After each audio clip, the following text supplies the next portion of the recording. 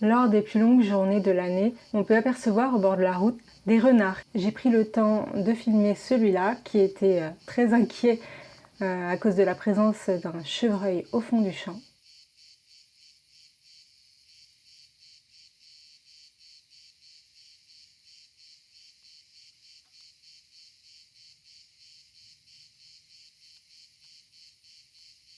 Son odorat est très développé, sa vue également, mais c'est surtout son ouïe qu'il utilise pour chasser.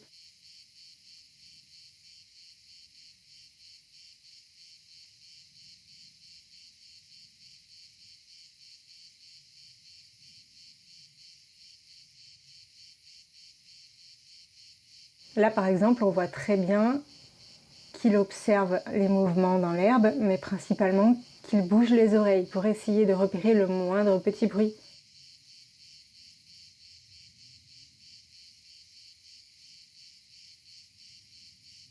C'est une vraie sentinelle. En moins d'une heure, il aura mangé une dizaine de petites proies devant moi. Pas de poison, pas de piège. 100% bio contre les rongeurs. C'est probablement le meilleur allié de l'agriculteur. C'est ça qui est un petit peu ironique dans notre pays en particulier. L'humain face à des êtres qui n'ont rien demandé, qui vivent tout comme nous.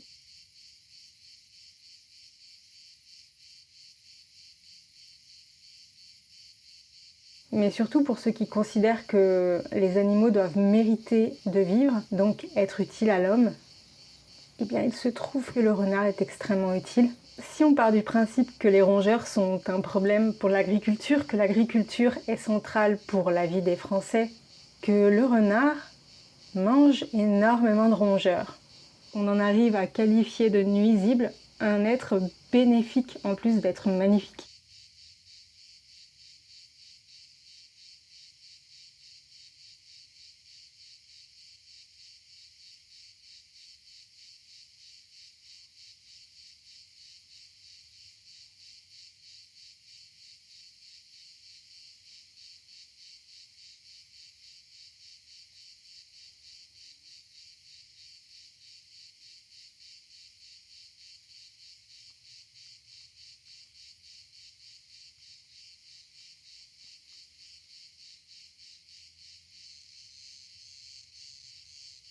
Pas de panique, si on arrête de chasser le renard, ils ne vont pas se multiplier et devenir des milliards.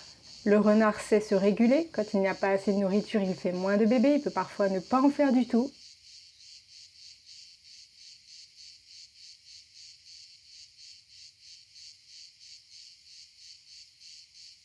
Ce renard, discret et silencieux, aura contribué, comme chaque jour de sa vie, à l'équilibre de la planète et de la biodiversité en déclin. On reconnaît le degré de civilisation d'un peuple à la manière dont il traite ses animaux. Mais ça peut s'appliquer à un gouvernement, bien sûr.